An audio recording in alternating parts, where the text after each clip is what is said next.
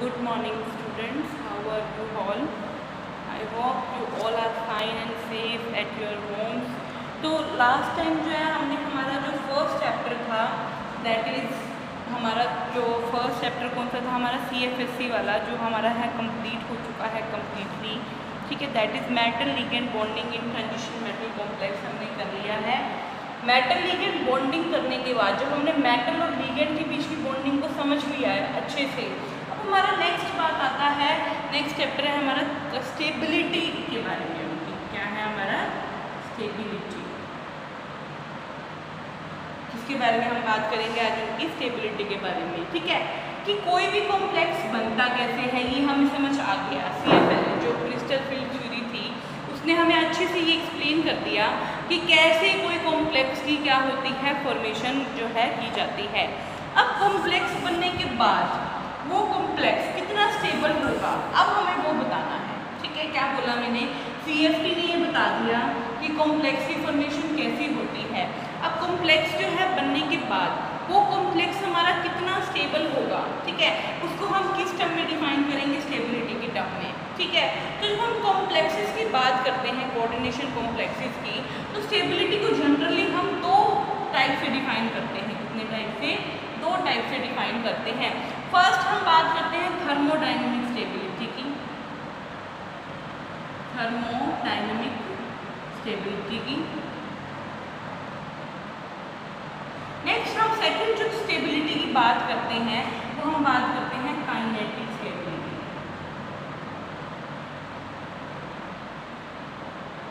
ठीक है। एक चीज हमेशा याद रखना, ये जो दोनों टाइप की स्टेबिलिटी हैं, thermodynamic stability and kinetic stability, वो दोनों डिफरेंट हैं, सेम नहीं है, ठीक है। तो क्या बोला मैंने, जो हमारी जो कॉम्प्लेक्स की स्टेबिलिटी है, ठीक है, कॉम्प्लेक्स बनने के बाद, ठीक है, कॉम्प्लेक्स की स्टेबिलिटी को हम दो टर्म में डिफाइन करते हैं। First is thermodynamic stability and second one is kinetic stability, ठीक है। अब हम इन दोनों को जो है स्टडी करते हैं कि एक्चुअल में what is the difference between thermodynamic stability and kinetic stability, ठीक है। तो अगर मैं थर्मोडायनेमिक और काइनेटिक स्टेबिलिटी की बात करूँ उनके अंदर क्या डिफरेंस है। थर्मोडायनेमिक स्टेबिलिटी ले लिया और एक साइड मैंने काइनेटिक स्टेबिलिटी ले लिया, ठीक है। तो जो थर्मोडायनेमिक स्टेबिलिटी है वो हमें क्या बताती है कि कितना जो हमारा कॉम्प्लेक्स है, जनरली अगर मैं बात करूँ तो सिंपल वर्ड्स में बात करूँ, थर्मोडायनेमिक स्टेबिलिटी से हम क्या समझते हैं, इसके अंदर दो पार्ट आते हैं और काइनेटिक स्टेबिलिटी के अंदर भी हम दो पार्ट को क्या है स्टडी करते हैं, ठीक है। थर्मोडायनेमिक स्टेबिलिटी हमें क्या बताती है, हमें ये इक्विलिब्रियम कांस्टेंट के बारे में बताती है, ठीक है। और उस इक्विलिब्रियम कांस्टेंट से हम क्या स्टडी करते हैं, हम उस कॉम्प्लेक्स की बॉन्ड एनर्जी निकाल सकते हैं, ठीक है। बॉन्ड एनर्जी के साथ साथ उसका हम रिडॉक्स पोटेंशियल निकाल सकते हैं, स्टेबिलिटी कांस्टेंट निकाल सकते हैं, ठीक है। तो जनरली थर्मोडायनेमिक स्टेबिलिटी हमें क्या बताती है, ये बताती है कि इक्विलिब्रियम पोजीशन पे, एट इक्विलिब्रियम, कि जब कोई भी रिएक्शन हो रही थी, जब कोई भी कॉम्प्लेक्स बन रहा था, तो ये हमें क्या बताएगी कि एट इक्विलिब्रियम कितना जो है extent of formation of complex हुआ है, extent of formation of complex हुआ है, ठीक है। जनरली क्या बताती है थर्मोडायनेमिक स्टेबिलिटी कि इक्विलिब्रियम पे कितने कॉम्प्लेक्स का फॉर्मेशन हुआ है, ठीक है। और उस बेसिस पे हम क्या करते हैं, उस कॉम्प्लेक्स की बॉन्ड एनर्जी, रिडक्शन पोटेंशियल, इन सभी टर्म्स, इक्विलिब्रियम कांस्टेंट, इन सभी टर्म को हम क्या करते हैं डिफाइन करते हैं, ठीक है। क्या बोला हमने, थर्मोडायनेमिक स्टेबिलिटी हमें क्या बताती है, ठीक है।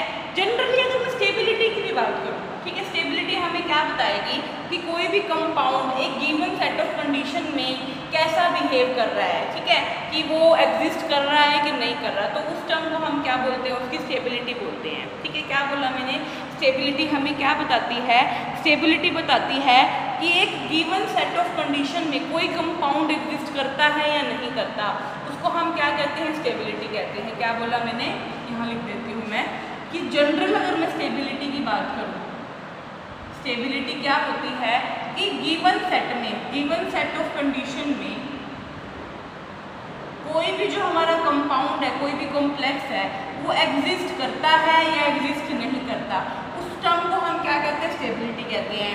जितना ज़्यादा वो एग्जिस्ट करेगा उतना ज़्यादा वो स्टेबल होगा, जितना कम वो एग्जिस्ट करेगा गिवन सेट ऑफ कंडीशन में, वो हमारा उतना ही क्या रहेगा, कम स्टेबल रहेगा। ये तो हो गया स्टेबिलिटी। स्टेबिलिटी को आगे हमने दो पार्ट में डिवाइड किया, कौन कौन सी, थर्मोडायनेमिक और काइनेटिक स्टेबिलिटी। ठीक है, थर्मोडायनेमिक स्टेबिलिटी हम कैसे डिफाइन करते हैं कि इक्विलिब्रियम पे कितना जो हमारा जो है फॉर्मेशन हुआ है कॉम्प्लेक्स का, उसको हम क्या कहते हैं, थर्मोडायनेमिक स्टेबिलिटी की टर्म में डिफाइन करते हैं।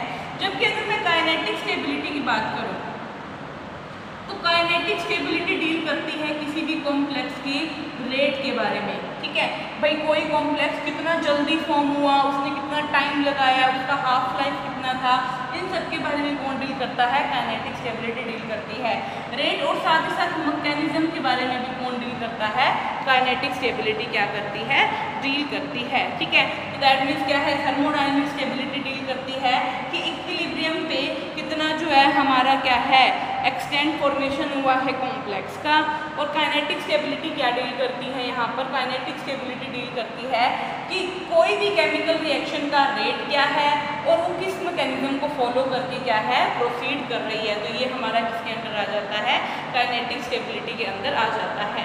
अगर आपको ना याद रहे तो आप ऐसे भी याद रहे, केमिकल काइनेटिक्स हम पढ़ते हैं जिसके अंदर हम फर्स्ट ऑर्डर सेकंड ऑर्डर जो है रेट ऑफ रिएक्शंस के बारे में स्टडी करते हैं, तो वहाँ से आप इसको याद रख सकते हैं कि काइनेटिक स्टेबिलिटी किसके साथ डील करती है, रेट के साथ और मैकेनिज्म के साथ किसी भी केमिकल रिएक्शन की।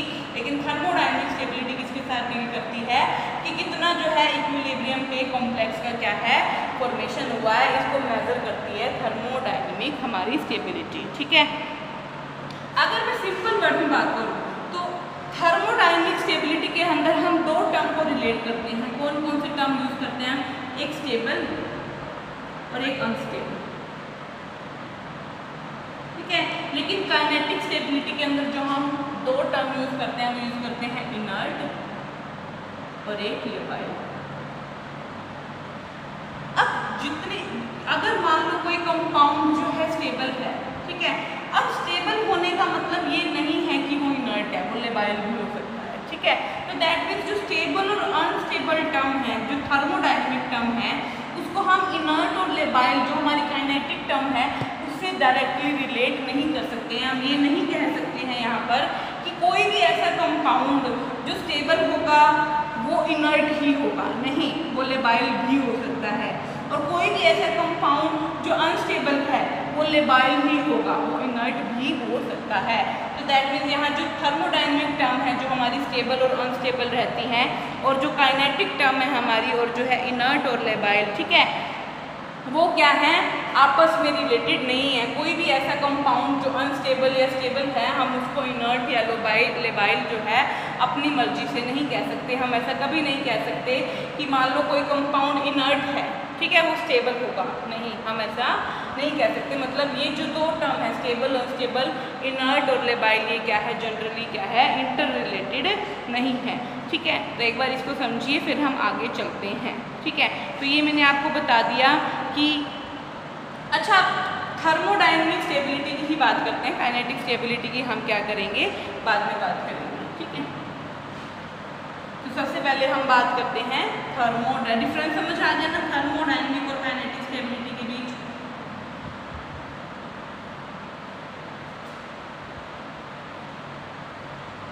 तो थर्मोडायनेमिक स्टेबिलिटी मैंने क्या बताया कि कोई भी कॉम्प्लेक्स कितना स्टेबल है, ठीक है, किस पर, इक्विलिब्रियम पे। ठीक है, वो हमारी क्या बताएगी, थर्मोडायनेमिक स्टेबिलिटी को क्या करेगी, डिफाइन करेगी। ठीक है, जितनी ज़्यादा इंटरेक्शन होगी मेटल और लिगेंड के बीच में, क्या बोला मैंने, जितनी ज़्यादा इंटरेक्शन होगी मेटल और लिगेंड के बीच में, उतना ही हमारा कॉम्प्लेक्स क्या है, स्टेबल बनेगा।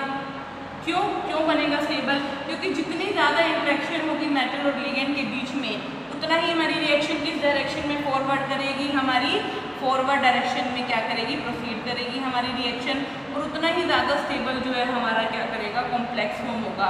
और जितना ज़्यादा स्टेबल कॉम्प्लेक्स फॉर्म होगा उतनी ही ज़्यादा उस कॉम्प्लेक्स की क्या होगी, थर्मोडायनेमिक स्टेबिलिटी होगी। क्या बोला मैंने, जितनी अच्छी इंटरेक्शन होगी मेटल और लिगेंड के बीच में, ठीक है, उतना ही अच्छा क्या रहेगा हमारा कॉम्प्लेक्स का क्या रहेगा, उतना ही स्टेबल हमारा कॉम्प्लेक्स फॉर्म होगा, ठीक है। और जितनी अच्छा हमारा स्टेबल कॉम्प्लेक्स फॉर्म होगा उतनी ही ज़्यादा हमारी क्या रहेगी, थर्मोडायनेमिक क्या रहेगी, स्टेबिलिटी रहेगी। तो दैट मीन्स हम चाहें या हमें एक चीज़ तो यहाँ से समझ आ गई कि जो भी थर्मोडायनेमिक स्टेबिलिटी है वो किस पे डिपेंड है, यहाँ पर जो इक्विलिब्रियम कांस्टेंट है उससे क्या है, डायरेक्टली रिलेटेड रहेगी। क्योंकि अभी हमने क्या कहा, जितनी ज़्यादा इंटरेक्शन होगी मेटल की लिगेंड के साथ, जितनी ज़्यादा इंटरेक्शन उतना ही ज़्यादा हमारा जो कॉम्प्लेक्स है वो क्या बनेगा, स्टेबल बनेगा, और उतनी ही ज़्यादा थर्मोडायनेमिक क्या होगी, स्टेबिलिटी होगी। इसलिए अगर हमें थर्मोडायनेमिक स्टेबिलिटी को डिफाइन करना है, ठीक है, कि कोई भी कॉम्प्लेक्स कितना थर्मोडायनेमिक स्टेबल होगा, उसको डिफाइन करने के लिए हम किसका यूज़ करेंगे, इक्विलिब्रियम कांस्टेंट के का यूज़ करेंगे। किसका यूज़ करेंगे, इक्विलिब्रियम कांस्टेंट जो हमारा रहता है के, हम क्या करेंगे, उसका क्या करेंगे, यूज़ करेंगे किसको डिफाइन करने के लिए, थर्मोडायनेमिक स्टेबिलिटी को डिफाइन करने के लिए।